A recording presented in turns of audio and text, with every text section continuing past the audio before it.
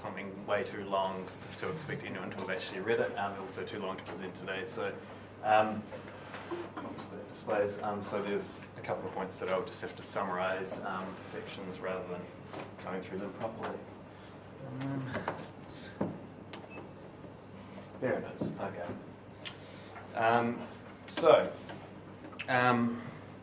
Few Christian theologians or leaders are as closely associated with pacifism as Martin Luther King Jr., and few are as closely associated with critique of pacifism as Reinhold Niebuhr. Niebuhr, an influential 20th century US-American Protestant theologian, is lauded by diverse political thinkers and actors for his theologically based political realism and for his realist critique of pacifism.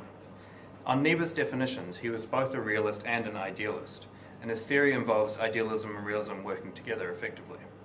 However, in practice, Niebuhr's optimism about the United States and its democratic ideals sometimes limits his realism. King was deeply impressed by Niebuhr, and although he remained committed to pacifism, he cited and developed Niebuhrian themes in an attempt to articulate and practice a realist pacifism. I argue that in his famous Letter from a Birmingham Jail, King enacts Niebuhr's vision of realism better than Niebuhr himself does, and submit this is precisely because King's theology was rooted in pacifist praxis on behalf of the oppressed.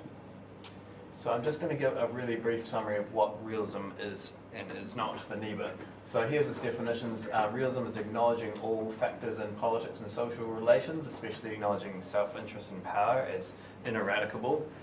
Idealism is seeking to bring politics and social relations under the discipline of a higher norm than self-interest and power. So they're always there, but they can be brought under a higher norm.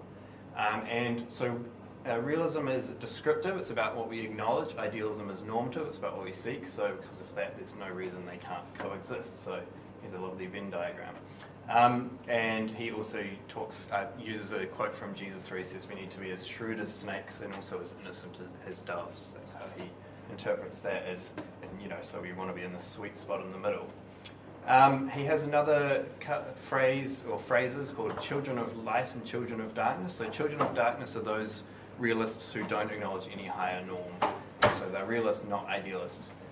Machiavelli is a common example. Children of light are those, it's another word, another phrase for idealists, people who do acknowledge a higher norm than self-interest and power. But you can be in the crossover and be realistic as well, or you can be naive and non-realistic. And in the paper I talk about why he thinks these categories of people are examples of that kind of idealist. Another thing I just want to briefly say is that there's theological underpinnings to his idea of realism. Most importantly probably is original sin, which he is most famously traced to Augustine of Hippo, a 4th century North African theologian. So how he understands original sin is that it's basically disordered self-love. So it's our chief end should be God, and our individual good and the common good should be mutually reinforcing. But when that gets out of whack and our self-love is disordered, that's original sin for Augustine and Niebuhr. Niebuhr also has a strong awareness of structural sin, so it's not just individuals who are affected by original sin. It's in fact, he says collectives are, if anything, more affected by it. But also, he doesn't understand original sin as total depravity. So there is some hope that he uses another concept of Augustine's about the two cities. So he says God's city leavens the world's city.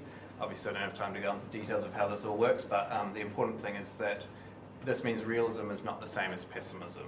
And it also means that relative judgments between relatively good and relatively bad human realities are possible and in fact vital. So this leaves a lot of ways people can be unrealistic. So obviously there's the naive, non-realist idealists, but also the children of darkness who are unrealistically pessimistic. There's also people who, although technically they are in this middle ground, maybe they don't have enough consciousness of the sort of crossover between what's, the reality of self-interest and also the kind of hope there. So they're kind of indiscriminately pessimistic. They lack the ability to make those relative distinctions, or at least they refuse to make them.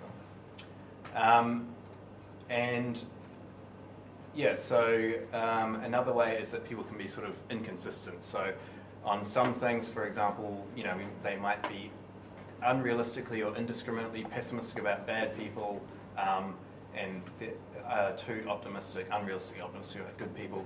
Another way is people like Thomas Hobbes, who are very conscious of the evil of individuals, but they put too much hope in the authoritarian state to control that. And another example is people, he talks about anarchists and Marxists that are too pessimistic about all political realities we have at the moment, but they're too optimistic about some proposed alternative. So, and again, apologies for zipping through, but this is kind of where he wants us to be on the spectrum. So, serious evil is real, but also relative good is real, and even the best is also sinful and needs to be held accountable. And this concept of accountability also links into the importance he places on democracy. So he sees democracy as basically systems that hold humans and human collectives accountable. And he's got this really famous quote that really sums up his idealism, his realism, and also his emphasis on democracy. So he says, our capacity for justice makes democracy possible, but our inclination to injustice makes democracy necessary. So we're inclined to injustice, but it is possible to make justice possible through democracy, or make democracy possible through justice or something. So now this is a section I'm going to go through properly. Niebuhr's realist critique of pacifism. The necessity of realistically considering sin underlies Niebuhr's 1940 essay, Why the Christian Church is Not Pacifist. Until the rise of Hitler, Niebuhr had been pacifist himself. Moreover, Niebuhr freely admitted that the absolute ethic of Jesus is pacifist. He even suggested that it rules out any resistance to evil whatsoever. Moreover, this pacifist law of love is actually the ultimate norm of human conduct.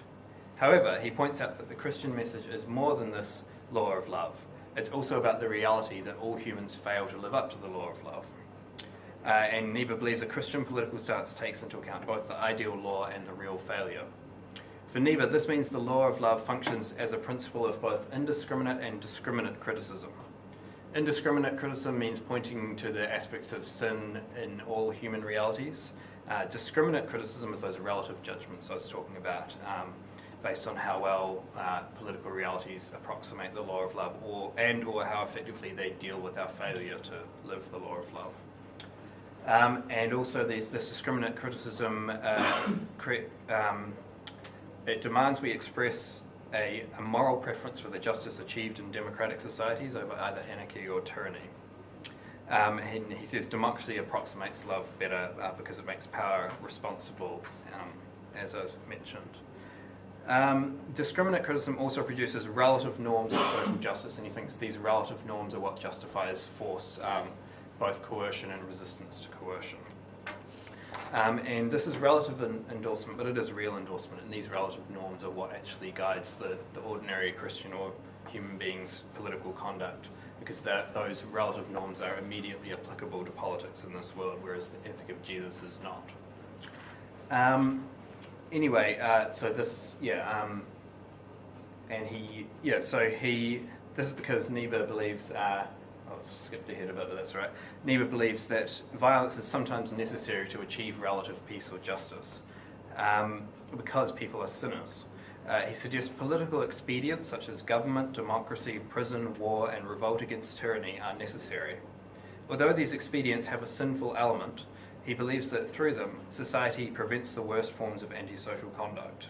Moreover, he believes these political strategies are only really effective if they have recourse to violence.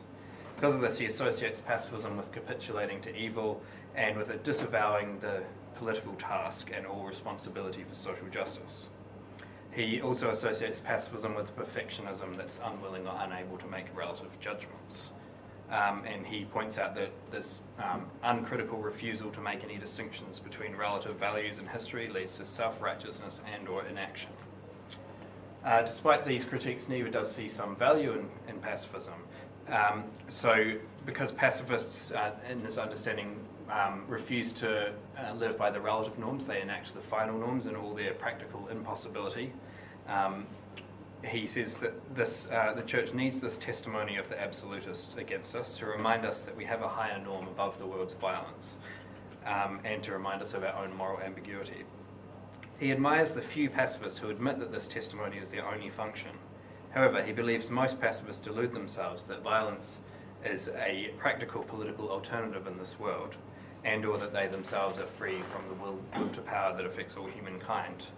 And he says this is because most pacifists have rejected the doctrine of original sin for the Renaissance faith in the goodness of humanity, which he considers both theologically heretical and empirically absurd.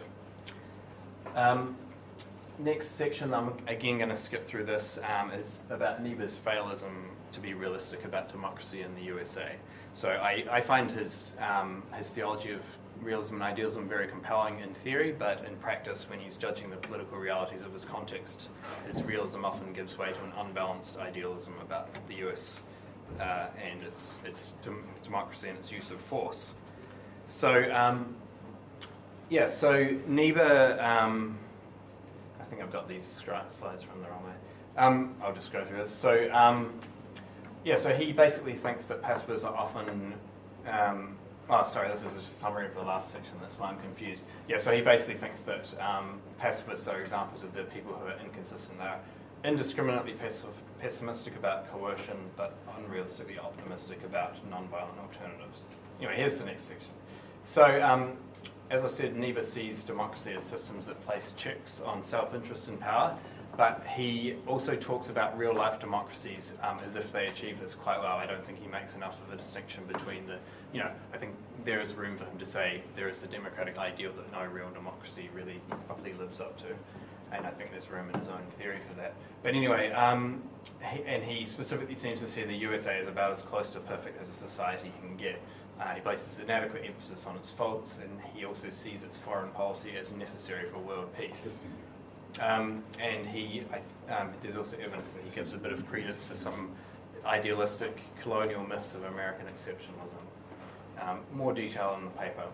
So returning to this as being Niebuhr's theory, I think in practice, and remembering that this is about democracy, I think in practice he is unrealistically optimistic about humankind's capacity for justice in democracies, especially the US, and about democracy's ability to check our unjust inclinations. So that would be how I would diagram it.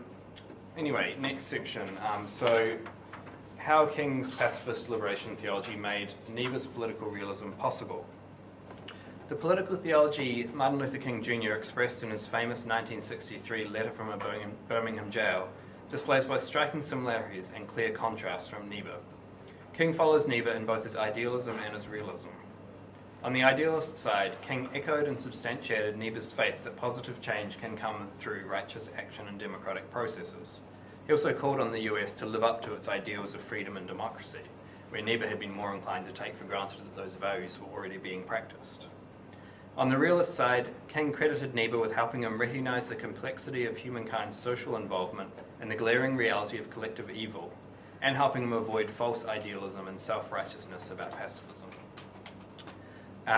In his letter from jail, King echoes Niebuhr's realism about structural sin and oppression. He cites Niebuhr in suggesting groups are more immoral than individuals and will not give up their power voluntarily without pressure from those they oppress. Although King famously believed the arc of the universe is long but it bends towards justice, he realistically notes that the passage of time simply maintains an unjust status quo unless it is deliberately used constructively.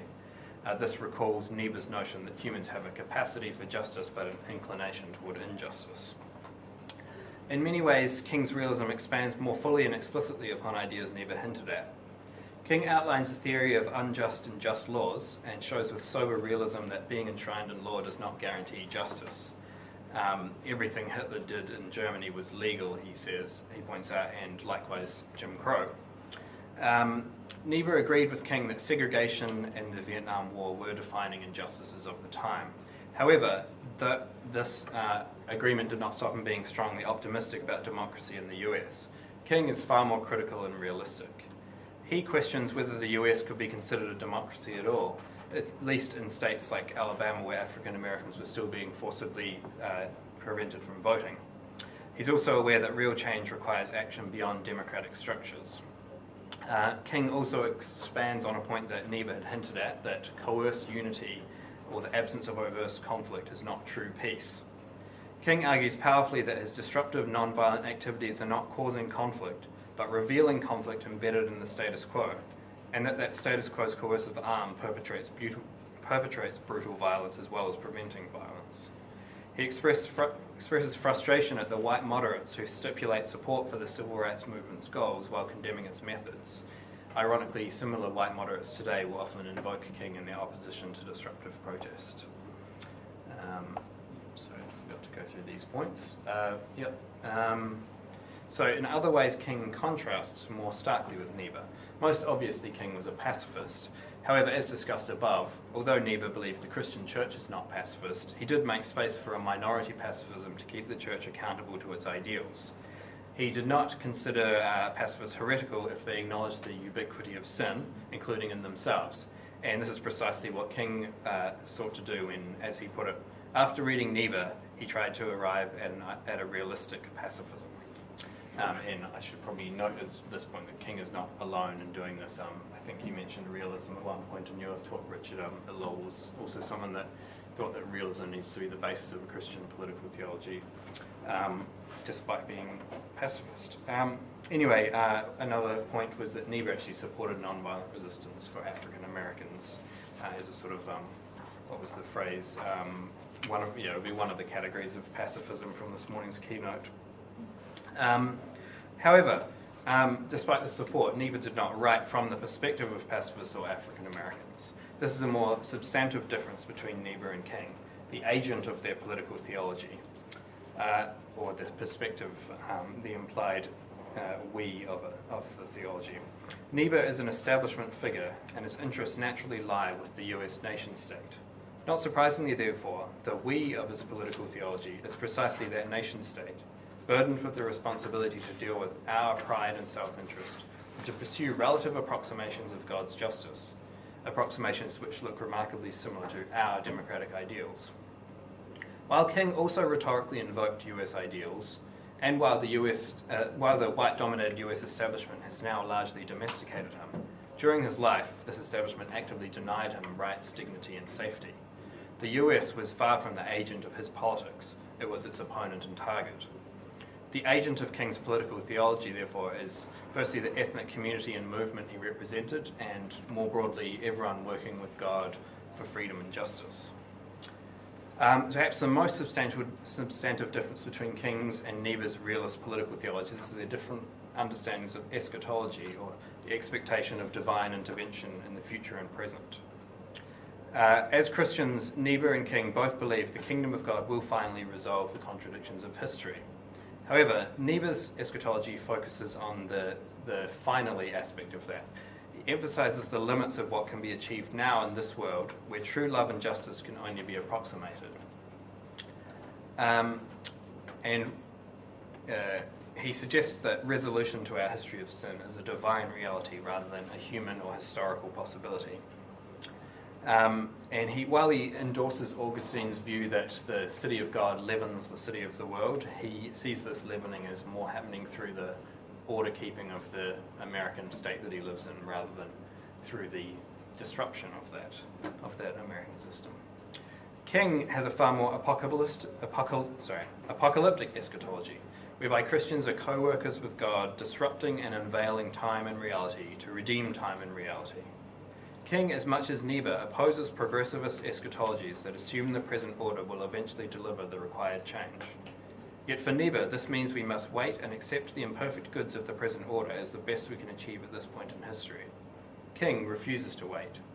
He says it may be easy for those who have never felt the stinging darts of segregation to say wait. However, those who do experience that brutal, dehumanizing physical, economic, and psychological violence cannot wait. Like the Israelite slaves and the lament psalmists in the Old Testament, they demand an eschatology where God acts now, just as King demands of Lyndon B. Johnson in the biopic Selma, and I'm sure in reality, but it's depicted really well in that movie. So I argue that King differs from Niebuhr in these ways because King's political theology is grounded in pacifist praxis on behalf of the oppressed.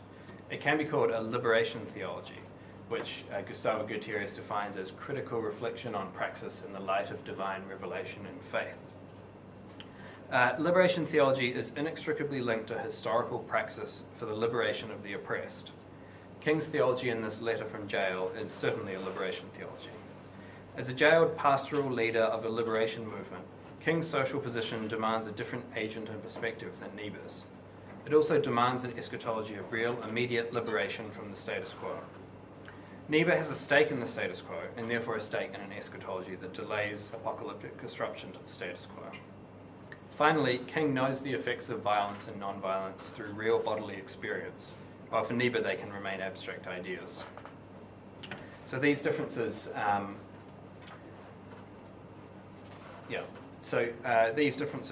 committed to pacifist praxis, conducted from the perspective of the oppressed, and demanding divine intervention and political liberation now, allow King, far more than Niebuhr, to enact a Niebuhrian realist assessment of structural sin in the United States of America.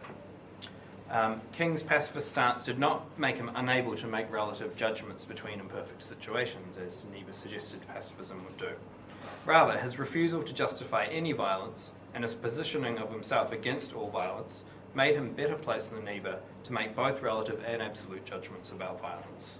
It helped him keep sight of both the damage of all violent structures and the real relative difference between a violent United States with segregation and a violent United States without segregation. His grounding in liberating pacifist praxis kept him in touch with the moral ambiguity of even pacifist political praxis, but it also gave him realistic insight into what pacifists can achieve. The example of King and the civil rights movement that gave rise to his political theology shows that pacifism is not only useful for reminding non-pacifists of their ideals, it can also be a better source of political realism than a Niebuhrian willingness to justify one's own nation's imperfections. King's realist political theology has also been far more effective than Niebuhr's at changing the United States for the better. Niebuhr is known as Washington's favourite theologian. He's been praised by his death by people such as Jimmy Carter, John McCain, Barack Obama, and most recently Kissinger. Yep, yeah, I mean, it could go on, yeah.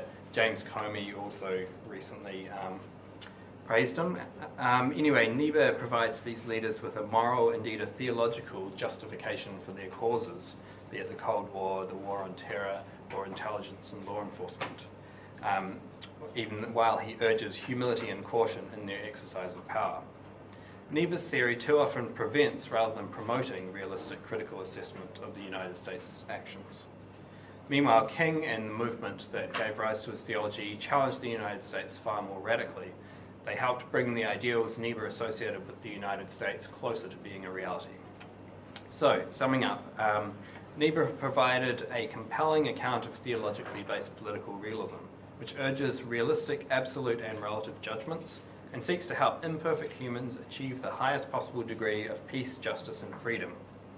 From this perspective, Niebuhr is skeptical of pacifism. He believes all too often pacifists are unable or unwilling to make accurate judgments between greater and lesser evils, unable or unwilling to face the degree to which certain self-interest and power affects all humanity, and unwilling or unable to take responsibility for effectively achieving peace. However, Niebuhr's follower, Marsden Luther King Jr., gives the lie to this. King's political theology actually achieved Niebuhr's realist vision far more successfully than Niebuhr himself did. Niebuhr too often succumbed to naive illusions about the United States and about democracy in his haste to commend the relatively good and to extol structures that hold people accountable. King avoided these naive illusions. I submit that King was able to do this not despite of his pacifism, but precisely because of the pacifist praxis his political theology was rooted in. King's pacifist liberation theology made Niebuhr's political realism possible. Just a quick word here about what King and Niebuhr might be able to contribute today. So half a century has passed since they lived, wrote, acted,